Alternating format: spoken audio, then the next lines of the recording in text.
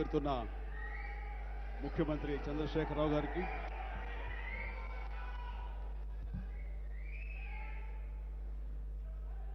గౌతమిపుత్ర శాతకర్ణి ఈ ప్రారంభోత్సవానికి విచ్చేసినటువంటి 50 మంది పెద్దలకు, సినీ ప్రముఖులకు, నందమూరి అభిమానులకు ప్రతి ఒక్కరికి పేరు పేరున నా హృదయపూర్వక స్వాగతం.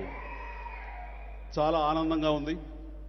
ఎందుకంటే 100వ సినిమా అనేది చాలా ప్రతిష్టాత్మకమైనటువంటి సినిమా. 100వ సినిమా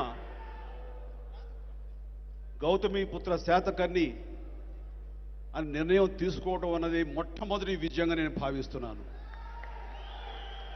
ఇవి మైలురాయి వంటి సినిమాలు. ఇవి ఈ 100వ చిత్రం బాలకృష్ణ గారి చరిత్రలో ఇది అపూర్వమైనటువంటి సినిమాగా మిగిలిపోవడం ఖాయం. ఎందుకంటే ఎప్పుడైతే డైరెక్టర్ క్రిష్ని ఆయన కథని ఆమోదించి ఆయన దర్శకుడిగా పెట్టుకున్నారో అప్పుడే ఈ విజయం తథ్యం అన్న విషయం తేటతెల్లమైపోయింది. ఇలాంటి సినిమాకి, ఇలాంటి చారిత్రాత్మకమైన సినిమాలకు సరైన దర్శకుడు క్రిస్.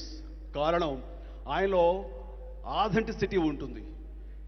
అది ఉదాహరణకి ఈ మధ్య సినిమా కంచె, అది సెకండ్ వరల్డ్ వార్ సినిమా. మన తెలుగులో అలాంటి హాలీవుడ్ స్థాయిని మరిపించే విధంగా తీసటం అనేది అది ఆషామాషి విషయం కాదు. అది క్రిస్ వల్లే అవుతుంది. అది అలాంటిది ఈ రోజున ఈ చారిత్రాత్మకమైన సినిమా శాతకర్ణి ఖచ్చితంగా ఆనాడు పూర్వకాలంలో ఎలా జరిగింది, ఎలాంటి ఆథెంటిసిటీ తోటి ఉంటుంది అన్నది మనకి తేటతెల్లంగా ఆయన తెర మీద చూపించగలరు. దానికి క్రిస్ అన్ని రకాలుగా న్యాయం చేస్తారు నమ్మకం నాకుంది. ఆ పాత్రలో ఇమిడిపోయి అత్యద్భుత నటనతోటి మనల్ని అందరినీ అలరిస్తారు బాలకృష్ణ అన్న నమ్మకం నాకుంది. ఇలాంటి పాత్రలు చేయటం బాలకృష్ణ గారికి అవలీలగా ఉంటుంది. ఆయనకి అది కేక్ వాక్.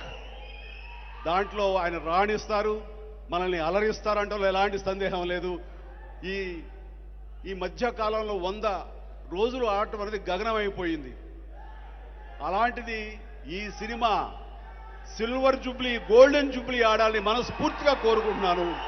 ఇది ఒక అద్భుతమైనటువంటి చిత్ర రాజ్యంగా మిగిలిపోవాలని మనస్ఫూర్తిగా కోరుకుంటూ, ఆ భగవంతుడికి, ఈ యొక్క యూనిట్కి, వీళ్ళందరూ కూడా శుభాశీస్సులు అందివ్వాలని మనస్ఫూర్తిగా కోరుకుంటూ ఆల్ ద బెస్ట్. వెంకటేష్ని అభినందించవలసిందిగా కోరుతున్నాను.